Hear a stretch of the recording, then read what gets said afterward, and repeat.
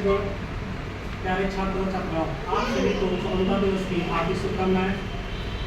मैं आपसे कुछ कहना चाहता हूँ जो बहुत गौर से सुनिए आप लोग। हो सकता है मेरी बात आपको आपकी लाइफ चेंज कर दे।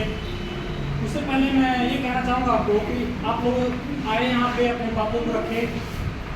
हर किसी ने कुछ ना कुछ कहा, तो यहाँ पे सबसे जरूरी होता है कि आप यहाँ आके खड़े हो पा रहे हैं कि नहीं। सबसे बड़ी बात ये होती है कि आप यहाँ कैसे खड़े हो रहे हैं, आपका पोस्टर क्या है, गेस्टर क्या है, ठीक है, पोजीशन क्या है आपकी, यहाँ आना सबसे बड़ी बात है।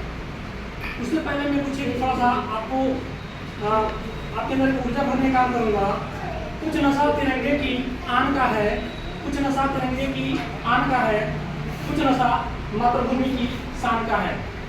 हम लहराएंगे हर जगह ये तिरंगा, हम लहराएंगे हर जगह ये तिरंगा, नशा ये हिंदुस्तान का है।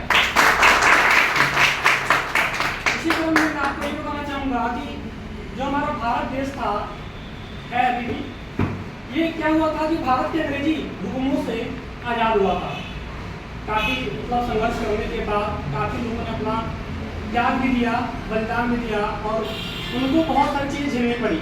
हमको नहीं पता है कि क्या हुआ था, लेकिन हम कहानियाँ पढ़ते हैं, सुनते हैं, उसको देखते हैं, सीखते हैं, फिर जानते हैं कि ऐसा कुछ हुआ था।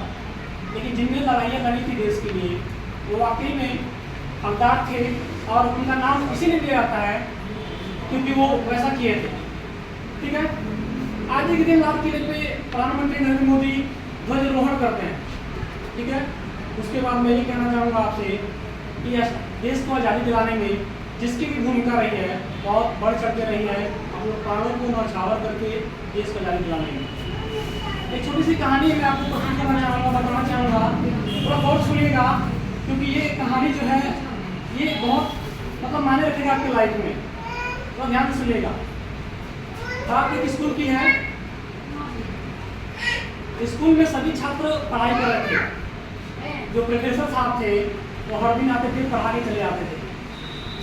कुछ चीज़ें नोटिस किया करते थे वो कि एक बच्चा ऐसा था जो कि हमेशा डिस्टर्ब रहता था, पढ़ाई करता था, सुनता था, सब कुछ करता था, लेकिन उनकी बातों को जवाब नहीं देता था, बस सुनता था, चला जाता।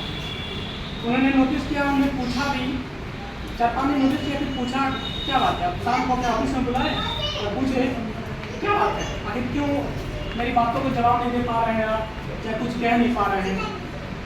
उसने कहा कि सर मेरी लाइफ में पुराने टाइम में मतलब ओल्ड टाइम में यानी पास्ट टाइम में कुछ उसके साथ घटनाएं घटित हुई थी जिसको लेकर हमेशा चिंतित रहता था, उसको उसी की वजह से हमेशा डिस्टर्ब होता था।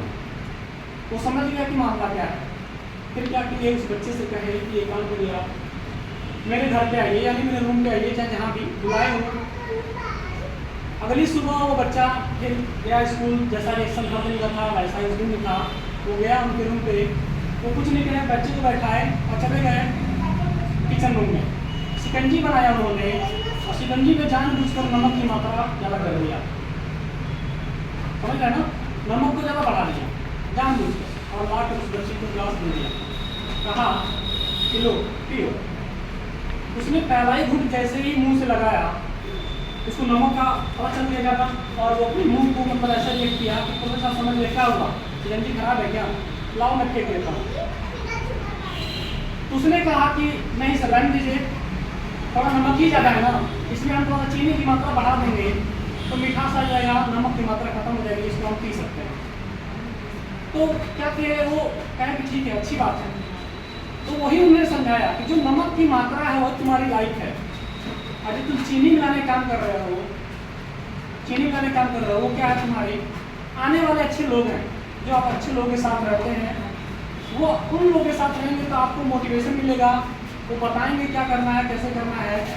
तो उस बच्चे को समझाए कि पुरानी बातों को लेकर आप चिंतित हैं, प्रेजेंट टाइम में क्या चल रहा है उसको ठीक करने की कोशिश नहीं करें। यही होता है, डिपेंड करता है किन लोगों के साथ रह रहे हैं, किन लोगों के बीच में रह रहे हैं। मैंने बहुत पहले भी एक बोर्ड पे बताया था, मैंने ऐसे ही डब्लू करके कुछ लिखा था, याद है, वहाँ पे मैंने बताया था। अब मैंने पूछा था ये क्या है, आप लोगों ने बताया था कि कोई डब्लू कहा था, कोई टीम कह रहा था, याद आ रहा है ना, जो लोग होंगे उनको याद होगा। तो मैंने क्या किया, उन दोनों के बीच में मतलब उस अक्षर के बीच में मैंने ए और सी को लिख दिया। तो पूछा अब क्या है, तो आपने कहा कि ABC क्रम से है।